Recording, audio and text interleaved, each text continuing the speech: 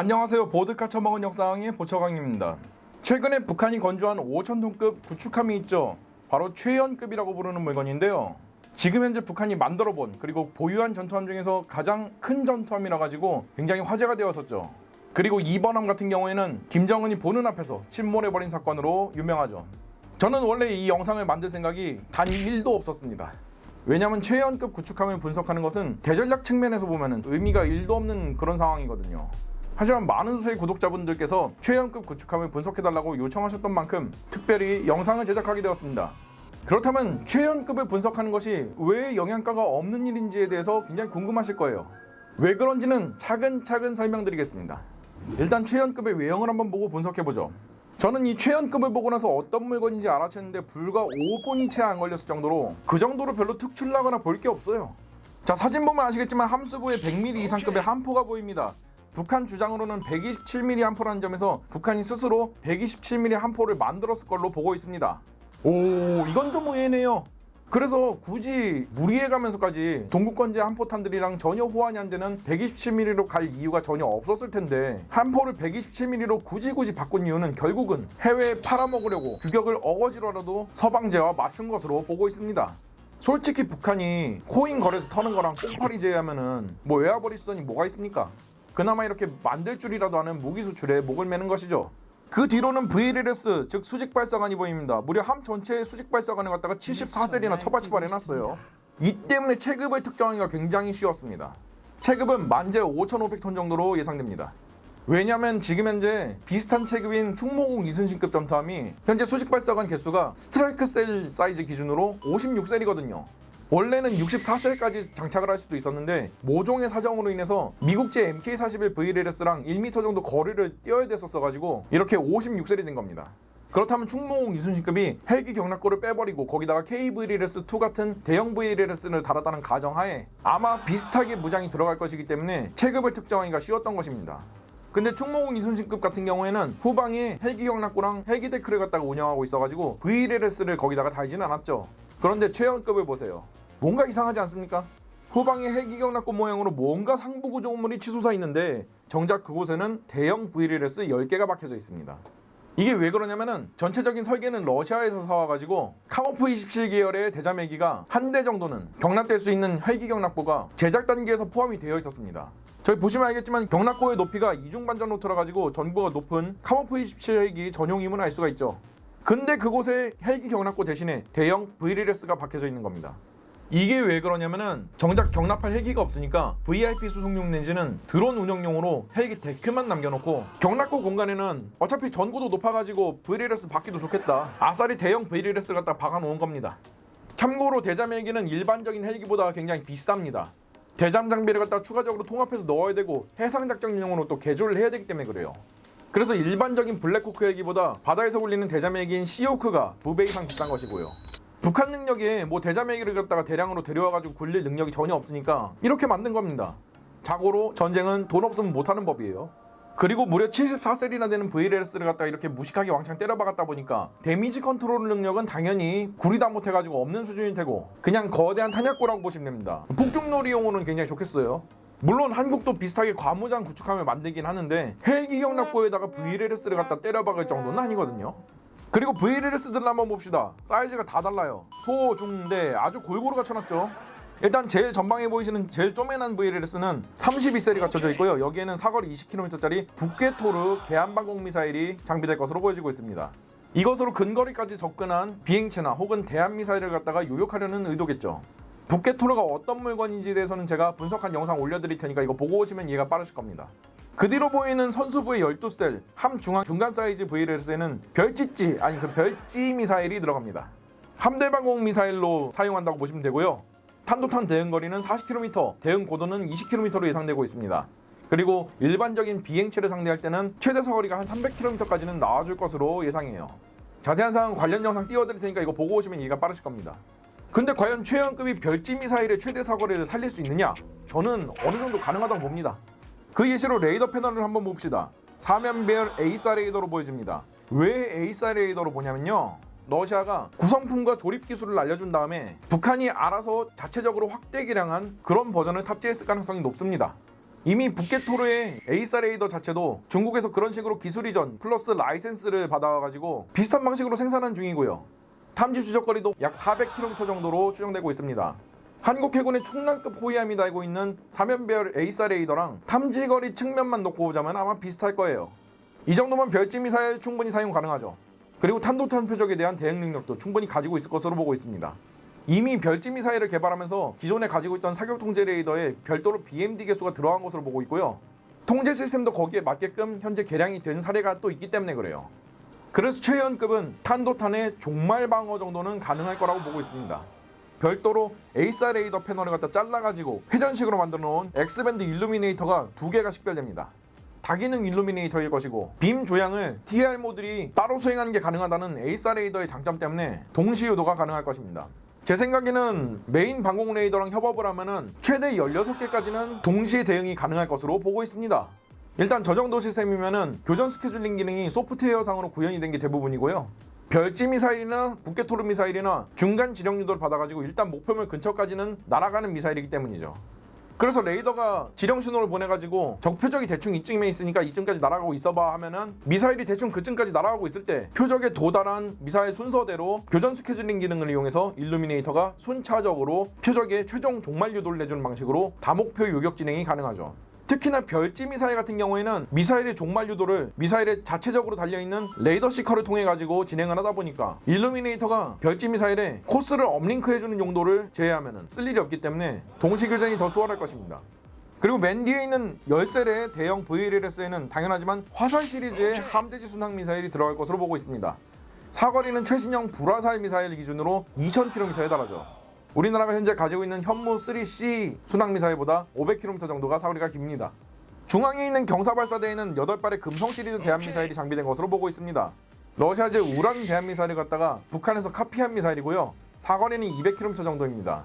근데 이게 중간 지령 유도 시스템에 뭔가 문제가 있는지 아니면은 종말 레이더 시커가 뭔가 문제가 있는지 모르겠지만 어쨌든 명중률은 굉장히 저조한 것으로 파악되고 있어요.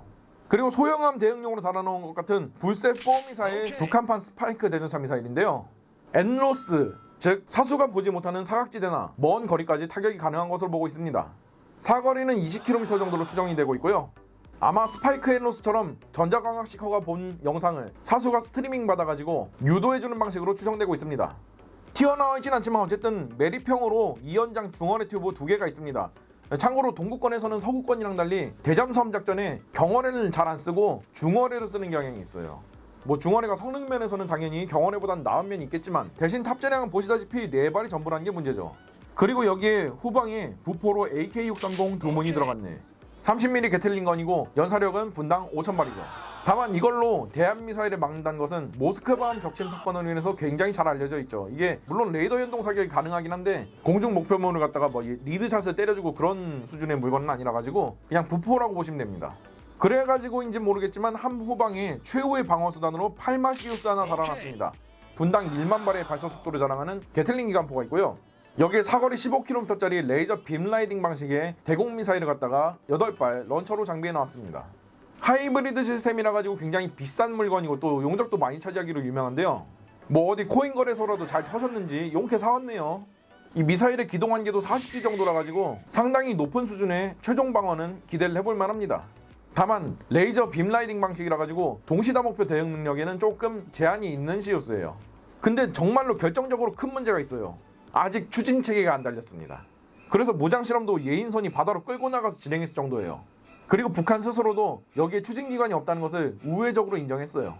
가장 중요한 전투함에 심장이 없다는 말이니까 이게 말이 안 되지. 추진 기관이 없으면 당연히 전력 생산도 못할 거니까 레이더를 가동할 수도 없을 거고요. 무장 실험 때는 보조 발전기를 이용해 가지고 레이더를 일시적으로 켜가지고 진행을 한 것으로 보고 있습니다. 사실상 최연급은 지금 현재 전투함으로서의 가치가 제로라고 보시면 돼요. 총평하자면은 탑재할 헬기가 없어가지고 5,000톤급 구축함인데도 불구하고 대접 능력은 굉장히 떨어진다고 보면 되고요. 무장 구성은 네가 뭘 좋아할지 몰라가지고 일단 다 가져와봤어 라고 생각하시면 됩니다. 좋은 건 아니에요. 북한이 돈이 없어가지고 최연급을 많이 만들 수가 없으니까 한 척의 전투함 가지고 여러 가지 임무를 동시에 소화해내려고 이렇게 무장 갖다가 덕지덕지 발라둔 거니까요. 한국도 비슷한 개념으로 전투함을 만들기는 하는데 그나마 헬기 경납고라도 한국은 제대로 잘 갖춰놔가지고 최연급보다는 훨씬 더 범용성이 좋고요. 최연급보다는 과무장 문제가 덜합니다. 저는 이 구축함을 냉정하게 평가하자면은 한미연합군을 맞서는 데 있어서 대전략에는 거의 아무런 의미가 없다고 보고 있고요. 적어도 이 전투함이 한미연합군을 맞섬에 있어가지고 최소한의 전략적인 의미를 가지려면은 최소한 20척은 뽑혀서 나와야 된다고 보고 있습니다. 왜냐면 현재 북한 같은 경우에는 구조상 동해랑 서해가 나눠져 있어가지고 이 둘이 왕래도 못해요. 따라서 한미연합군과 맞서 싸울 때 최소한의 전략적인 의미를 가지려면은 각각 함대에 10척을 만들어가지고 예비함 1척 빼고 나머지 9척으로 삼직제로 훈련, 정비, 작전, 로테이션을 돌려가지고 상시 3척 이상은 바다에 떠 있어야만 방어를 하든 미사일을 쏘고 죽든 뭐라도 한번 해볼 수가 있어요. 그럼에도 불구하고 아까 이야기했던 것처럼 대장 능력이 굉장히 허벌이라 가지고 너무나도 공략법이 뻔해서 굉장히 취약합니다. 대잠헬기가 없으면 일단 장거리에서 능동적으로 적 잠수함을 추적해가지고 경멸하는 대잠수함 작전이 굉장히 어려워집니다. 이런 전투함이 최소 20척은 가져야만 전략적인 의미를 가지는데 지금 건조 수량 예정된 게 4척으로 예정되고 있거든요. 그리고 열악한 북한의 경제 상황상 이거보다 더 많이 뽑기는 어렵습니다. 그나마도 한 척은 용군 가버렸지. 전쟁은 돈을 가지고 하는 겁니다. 근데 대체 최연급이 대전략에 지금 무슨 의미를 줄 수 있을까요? 제가 최연급에 대해서 왜 관심이 없었고 영상조차도 만들려고 하지 않았는지 이유를 이제 아시겠죠? 의미가 없어요, 의미가. 그리고 북한의 열악한 연료사정과 얇은 지갑사정을 생각하면은 과연 이 5,000톤급의 대형 구축함 얼마나 잘 굴릴 수 있을까요? 저거보다 작은 광개토대왕급 구축함도 딱 출항 한 번 하는데 1억 원씩 깨집니다. 1년에 몇 번이나 출동시킬 수 있을까요? 출동시킨다고 해도 과연 얼마나 멀리까지 진출해가지고 얼마나 적극적인 작전을 진행할 수가 있을까요? 뭐 밀덕들은 최연급이 나왔으니까 아이고 이제 우리는 다 죽었어, 우리 한국 해군 다 전멸이야 막 이러고 있는데 고작 저딴 기괴한 구축함 한 척에 그렇게 앓는 소리 낼 거면은 저거보다 훨씬 더 좋은 구축함을 100척가량 가지고 있는 중국한테는 당장 머리를 조아리고 3개 구 고드레 하면서 시에 하실 거예요? 니네 또 오성홍기에다가 절할 거야? 그렇다면 사거리 300km짜리 별지 미사일이 있으니까 우리 군에 위협적인 게 아니냐고 하실 분들도 많은데요. 일단 이것을 알아보려면 대체 왜 북한이 최연급이라는 것을 만들었을까? 여기에 대해서 한번 알아봐야 됩니다. 최연급은 초도함의 계획 시기가 김군옥 영웅함의 등장 시기랑 일치합니다. 대충 비슷해요. 김군옥 영웅급은 핵미사일을 탑재한 잠수함인데요. 추진 수단은 핵 추진이 아니라 기존의 재래식 추진과 동일합니다. 디젤 엔진 돌려다가 배터리 충전해가지고 그걸로 자망 작전하는 그런 거죠. 참고로 현대전에서 잠수함이란 물건은 물 위에 뜨는 순간 가치가 제로가 되는 물건입니다. 근데 잠수함은 생각보다 물 위로 뜰 일이 많아요. 제 아무리 핵잠수함이라고 해도 무제한 자망 작전이 가능하긴 하지만 그것은 핵잠수함 자체만 무제한 자망이 가능한 거고 사람은 무제한이 아닙니다. 승조원들 밥도 보급해줘야죠. 그리고 무장도 보급을 받아야 됩니다. 핵잠수함이 이럴진데 주기적으로 엔진 돌려가지고 배터리를 충전해줘야 되는 재래식 잠수함은 더하죠. 엔진을 돌리려면 흡기와 배기를 해야 되죠. 그럼 공기가 필요하단 말이에요. 그러면 부상해서 엔진을 돌리든지 아니면 해수면 근처로 부상해가지고 스노클링을 하든지 어쨌든 위로 올라오긴 해야 돼요. 이때 잠수함이 가장 취약해집니다. 그래서 잠수함은 잠수함 혼자서 천하문 적이 아니라 수상함대가 일종의 세이프티존을 만들어줘야 됩니다. 수상함대가 제공하는 세이프티존 안에서 적의 위협으로부터 보호받으면서 잠수함이 보급도 받고 정비도 하고 숨도 쉬고 하는 거예요. 이게 안 돼가지고 개같이 망한 게 바로 나치 독일 해군입니다. 뭐 나치 독일 해군 하면은 유보트, 잠수함 유명하죠. 근데 나중 가면은 수상함대가 세이프티존을 제공을 해주지 못하다 보니까 연합군 초계기들이랑 구축함들한테 일방적으로 두들겨 맞는 신세가 됐어요. 마찬가지로 북한도 김군옥 영웅급이 나치 독일의 잠수함들처럼 사냥당하는 꼴을 피하고 최소한 동해바다로 나와가지고 뭐 무력시를 하든 전략 초계를 띄든 정 빡치면은 핵미사일이라도 쏴보든 뭐든 하려면은 어쨌든 수상함대가 뒷받침이 되어줘야 됐었습니다. 근데 당장 북한에 제대로 된 대공미사일 하나 갖춘 전투함이 없는 상황이었는데 무슨 세이프티존을 제공하겠어. 안 그래도 북한이 이 김군옥 영웅급을 갖다가 굴려보면서 이거 수상함대가 보조 안 해주면 100% 전쟁 초반에 한미연합군 잠수함한테 당하든지 아니면 초계기한테 어뢰맞고 죽겠구나라고 판단했을 겁니다. 김군옥 영웅급 같은 경우에는 구형 로미오급 재래식 잠수함을 갖다가 반가죽 내가지고 그걸 선체를 어거지로 연장해서 거기다가 핵미사일을 때려박은 방식으로 만들어가지고 항주 능력과 거주성이 아주 똥망이었어요. 심지어 비상시에 자망하는 능력도 1분 이상 걸릴 정도로 굉장히 거북이 같은 속도를 자랑하고요. 함체 밸런스가 안 맞아가지고 빠른 속도로 부상하다가 함이 홀라당 뒤집어져 버리는 그런 사고도 겪었을 정도입니다. 자세한 것은 김군옥 영웅급 영상을 보고 오시면 이해가 빠르실 겁니다. 자, 그러면 이런 기어에 찐빠한 잠수함이 북한의 전시의 유일한 희망이나 다름없는데, 이거를 지키려면은 최소한 수상함대가 한미연합군에 맞서서 김군옥 영웅함이 출항하고 빌빌대면서 자망을 완료할 때까지만이라도 고기방패를 내줄 전투함이 필요하다는 것입니다. 그래서 나온 것이 최연급입니다. 최연급이 무장을 종합선물 세트처럼 달고 나온 이유도 결국은 한미연합군의 다양한 위협으로부터 김군옥 영웅급을 갖다가 지켜줄 전투함이 부족하다 보니까 그것을 한 척으로 다 감당하려고 저렇게 달고 나온 것입니다. 그러면은 함대지 순항미사일은 왜 달았냐고? 그러면은 대잠 헬기도 없는데 저거 헬기 겨워놨고 그냥 놀릴 거야? 자, 그리고 충격적인 사고가 하나 있었죠. 최연급 2번함인 강건함이 진수식 도중에 김정은이 보는 앞에서 엎어져 버렸습니다. 그대로 용궁 가셨어요. 일단 김정은이 개거품 물고 발광을 했겠죠. 북한이 안 그래도 돈이 없는데 없는 돈 쥐어짜가지고 간신히 만든 전투함이 써보지도 못하고 용궁에 가버렸으니까요. 그래서 해군에 피바람이 불어가지고 대거 요독수용소로 끌려갔다고 합니다. 그리고 놀랍게도 북한은 해당 함의 물속에 잠긴 부분에는 대형 튜브를 갖다가 달아주고 반대편에서는 호줄을 갖다가 여러 개 연결시켜가지고 수천 명의 사람들이 영차 해가지고 땡겨서 다시 바로 세우는 데 성공했어요. 그래서 당시 전 세계 사람들은 역시 피라미드는 사람이 만든 게 맞아 이러면서 대단하다는 반응이 많이 나왔죠. 뭐 한국도 이런 거 있긴 합니다. 뭐 사단장이 매직 스틱 들고 윙가리움 산이 없어 하면은 산 없어지죠. 저는 이 사건에서 딱 3가지만 정리해서 말씀드리도록 하겠습니다. 첫 번째는 북한의 조선 능력이 진수마저도 제대로 하지 못할 정도로 심각하게 낙후가 되었다는 것입니다. 뭐 진수 도중에 사고가 나는 경우는 다른 나라들도 왕왕 있긴 해요. 그러나 그 비율이 매우 적고요. 흔치 않은 케이스입니다. 특히나 그런 진수식의 사고가 이런 국가급 프로젝트에서 날 확률은 극히 적고요. 근데 북한은 그런 사고가 났습니다. 이게 왜 그러냐면은 조선업의 역량이 김일성 시대보다 훨씬 후퇴해서 그래요. 과거에는 북한도 배를 나름 만들던 나라였습니다. 뭐 2만 톤급 유조선, 컨테이너선 이런 거 건조해가지고 동국권 국가한테 팔기도 했었어요. 소련도 당시 북한을 지원해주느라 이런 북한제 배들을 갖다가 많이 사주기도 했고요. 그래서 일감도 끊이지 않았고 조선 기술도 느리지만 계속해서 발전했습니다. 게다가 어느 정도 배를 자주 만들기 때문에 진수식도 많이 해봤을 거 아니에요. 그러면 진수 도중에 사고가 날 일이 없겠죠. 왜? 많이 해봤으니까 노하우가 있을 거 아니야. 근데 동국권의 붕괴 이후에는 북한에 배를 주문하는 정신 나간 나라는 없게 되었죠. 완전 싸구려를 원하면 중국한테 주문하면 되고 좀 고품질을 원하면 한국한테 주문하면 되니까. 게다가 북한과 교류하던 동국권 친구들은 대부분 다 망해버렸는데 그렇다고 해가지고 북한이 자유민주주의 국가들한테 우리 이제 같이 친하게 지내자 하면서 개혁개방했어요. 오히려 나라의 문을 걸어잠그고 극도의 폐쇄주의로 돌아섰잖아요. 주문량은 없는데 기술이 유입될 일은 없다 보니까 당연히 쇠퇴해버린 거지. 여기에 북한에서 조선업 관련 인력들이 도태가 되다 보니까 그나마 북한이 연마해가지고 가지고 있던 조선업의 기술들도 사실상 로스트 테크놀로지가 되어버렸습니다. 그래서 2010년대에는 5,000톤급 화물선 하나 건조하는데 어떻게 만드는지 다 까먹어가지고 외국에서 막 논문 참고하고 건조하는데 한참을 걸렸을 정도예요. 심지어 아병강이나 크롬도군 같은 경우에는 중국에 외주를 줬을 정도입니다.